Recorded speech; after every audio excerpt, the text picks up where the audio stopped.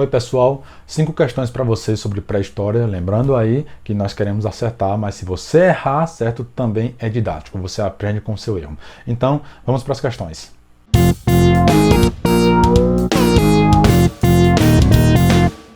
A primeira questão diz, segundo o historiador Guglielmo, o período mais longo e a mais antiga era da pré-história é a chamada de Paleolítico. Iniciou-se pelo menos 2,5 milhões de anos atrás, como atestam os instrumentos encontrados no sítio de Adar, na Etiópia, e pode ser estendido a cerca de 10 mil anos. Aí você tem aí a gravura de um cara, lascando uma pedra na outra para fazer algum tipo de ferramenta. Vamos para as questões, Alternativas. Considerando a pré-história e a passagem do texto, é correto o que se afirma em letra A, durante o Paleolítico inferior ao período mais longo, o primeiro, ocorreu a produção dos primeiros instrumentos de pedra. Tá certo, é a letra A, certo? A de início. O período mais remoto do Paleolítico é quando o ser humano praticamente ele começa a fazer suas ferramentas. A própria questão ela já dá a entender isso, Diz que o Paleolítico começa assim quando o ser humano se encontra as ferramentas feitas por ele, há cerca de 2,5 milhões de anos atrás. Então, o próprio texto daria algum indício. O Paleolítico inferior é o mais antigo, letra A. A letra B. Durante o Paleolítico superior foi produzidos os primeiros instrumentos de pedra. Não, certo? O Paleolítico superior seria o mais recente. Não. C. No decorrer da transição do Mesolítico para o Médio Paleolítico, está errado. O Paleolítico superior é que transcorreu para o Mesolítico, certo? Então houve uma inversão aí. Letra D. Foi durante o Paleolítico inferior que houve a produção dos primeiros instrumentos de ossos e chifres. Não, pedra. Certo? Foram de pedras. Letra E. Durante o Paleolítico inferior houve a produção de lâminas e agulhas. Não. Lâminas, agulhas, metais, isso fica para a área dos metais, certo? Bem mais recente. Vamos aí para a próxima questão. Ela é do Enem e ela diz: os nossos ancestrais dedicavam-se à caça, à pesca e à coleta de frutas e vegetais, garantindo sua subsistência, porque ainda não conheciam as práticas de agricultura e pecuária. Uma vez esgotados os alimentos, viam-se obrigados a transferir o acampamento para outro lugar, onde tivesse recurso e alimentos. O texto refere-se ao movimento migratório denominado. Letra A. Penduralismo, eu não faço ideia do que é isso. Letra A. Penduralismo, eu não faço ideia do que seja isso.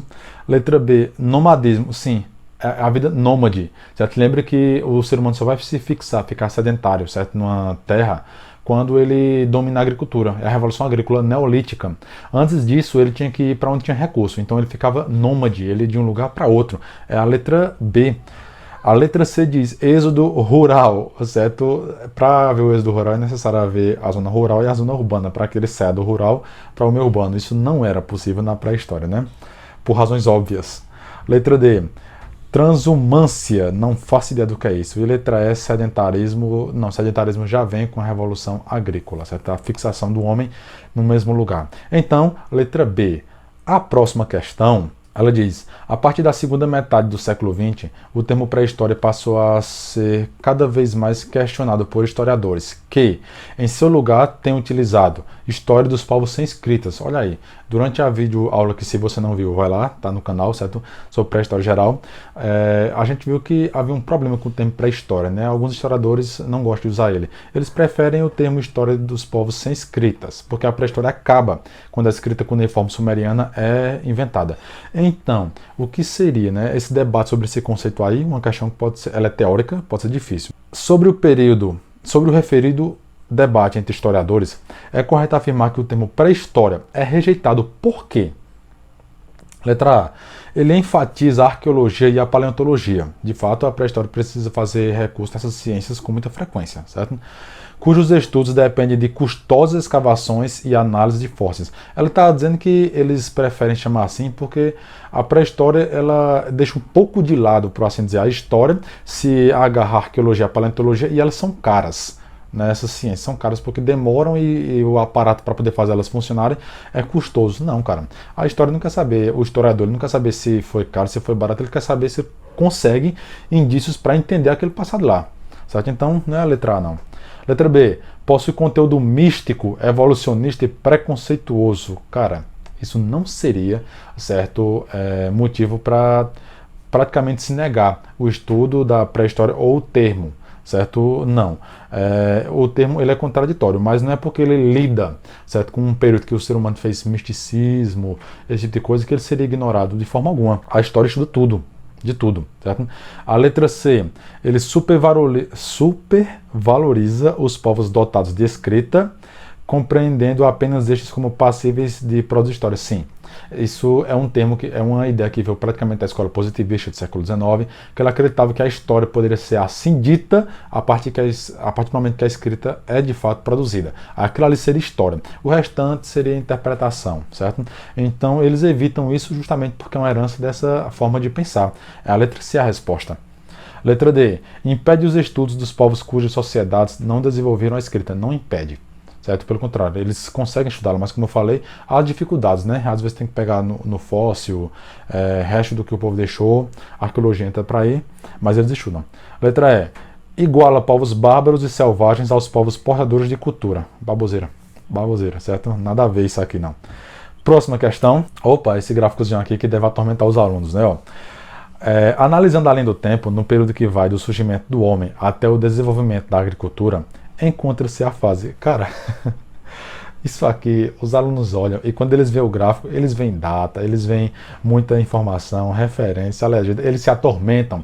Galerinha, parem, olhem para a questão e entenda.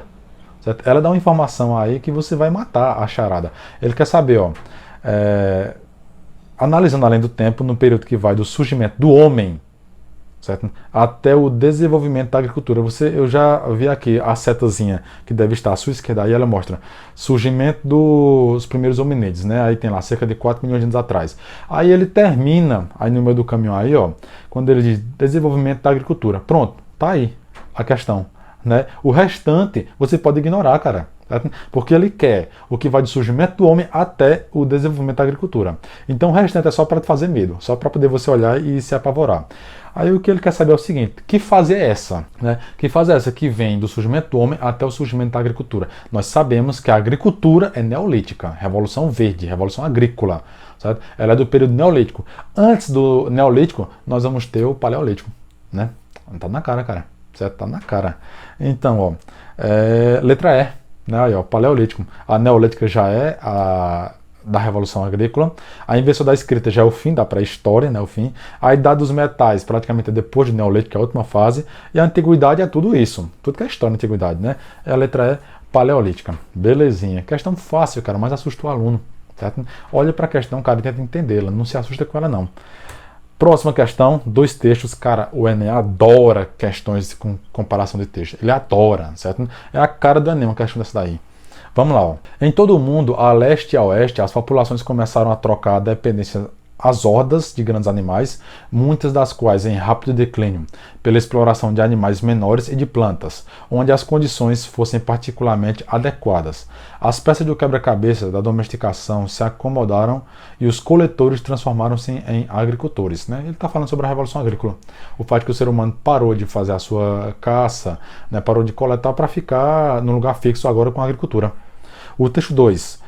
Os historiadores acostumaram-se a separar a coleta e a agricultura como se fossem 2 etapas da evolução humana bastante diferentes e a supor que a passagem de uma a outra tivesse sido uma mudança repentina e revolucionária. Ele está querendo dizer que quando o ser humano descobriu a agricultura, ele deixou de lado a coleta, a caça e passou agora só para a agricultura, né? Foi uma mudança brusca e repentina. Ele diz que os historiadores se acostumaram com essa ideia.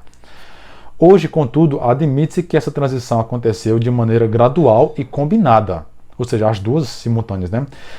Da etapa em que o homem era inteiramente um caçador-coletor, caçava e pegava frutas, passou-se para outra em que ele começava a executar atividades de cultivo e plantas silvestres. Começou a plantar junto com a caça e com a coleta, né? E de manipulação dos animais. Mas tudo isso era feito como uma atividade complementar da coleta e da caça. Ou seja, ele não parou de ser caçador, de ser coletor, ele simplesmente acionou essas práticas, a prática também da agricultura. Né? Ele não ignorou elas, deixou elas de lado para virar agrícola, somente agrícola. Ele mesclou elas.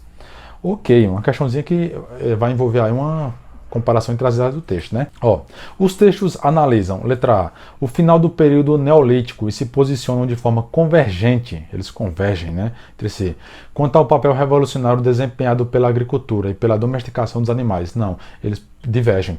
Um diz que praticamente houve uma ruptura drástica e que o ser humano virou agrícola, e o outro já disse que não, houve uma mescla, então eles divergem, não convergem. Letra B, e detalhe, né, ele não é simplesmente o final do Neolítico. A Revolução Agrícola é inicial. Letra B, o início do período Neolítico e diverge entre si a respeito da existência da Revolução Neolítica, pois enquanto uma indica uma transformação radical, texto 1, de fato, o outro destaca a simultaneidade da caça, coleta e agricultura. Eles mesclaram. É a letra B, certo? Ela que está certa. Letra C, o início do Paleolítico Inferior. Não, o começo do Paleolítico, de forma alguma, certo? A Revolução Agrícola é Neolítica.